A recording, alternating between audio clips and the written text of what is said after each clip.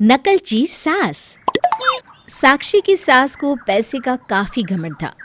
वो किसी को भी अपने आगे कुछ ना समझती, नौकरों को डांटती और सारा दिन बैठी टीवी देखा करती।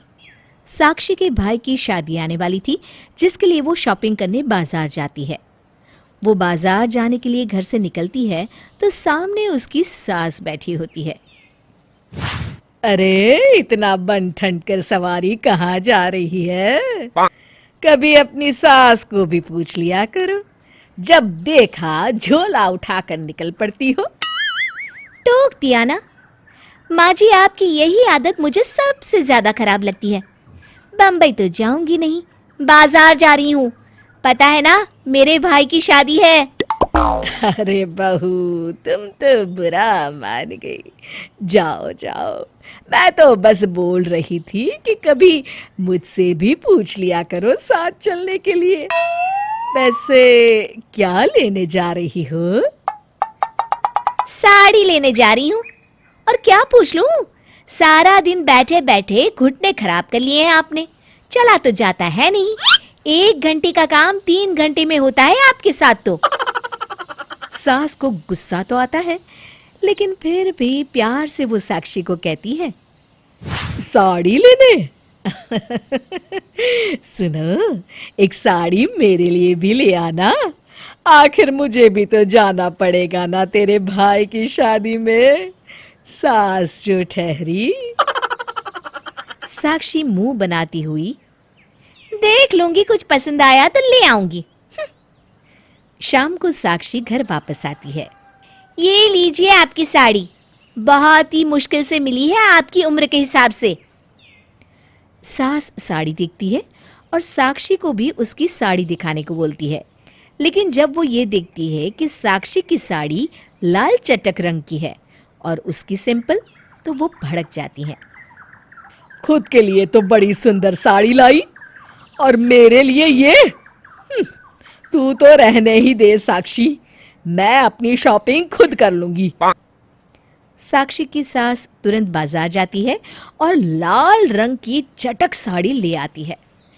अगले दिन शाम को साक्षी की सास लाल चटक रंग की साड़ी पहनकर तैयार हो जाती है और दोनों शादी में जाते हैं, जहां सभी साक्षी की सास का मजाक बनाते हैं।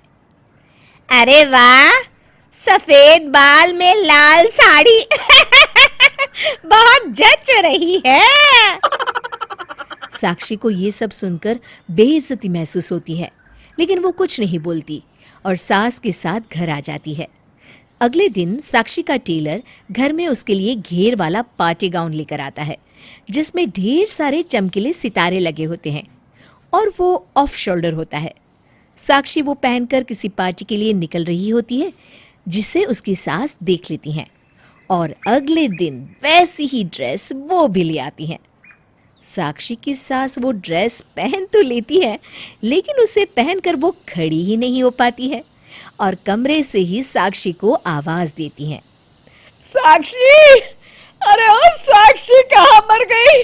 जल्दी मेरे कमरे में आ। साक्षी सास की आवाज सुनकर घबरा जाती है। वो भागकर उनके कमरे में जाती है और सास की हालत देखकर हैरान रह जाती है।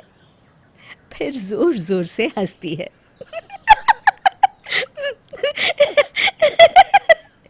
अरे माँ जी, ये क्या?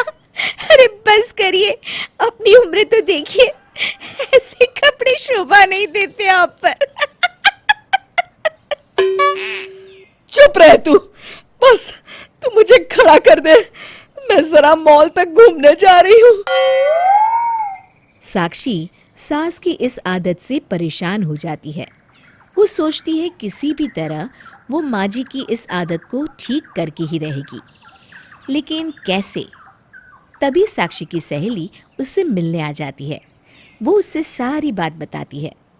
साक्षी की सहेली उसके कान में कुछ कहती है, जिसके बाद दोनों एक दूसरे को देखकर मुस्कुरा देती हैं।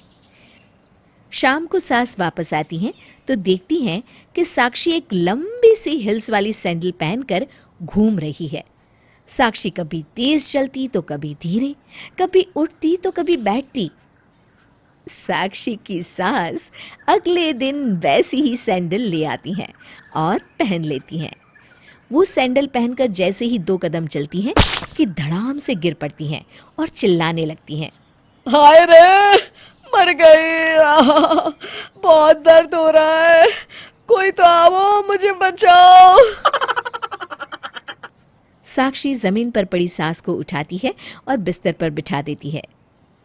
अब बस भी करिए माँ जी, आपको तो मेरी बात बुरी ही लगती है, लेकिन देखिए पड़ गए ना लेने के देने। पता नहीं कितनी हड्डियां टूटी होंगी और न जाने कितने टांके लगेंगे।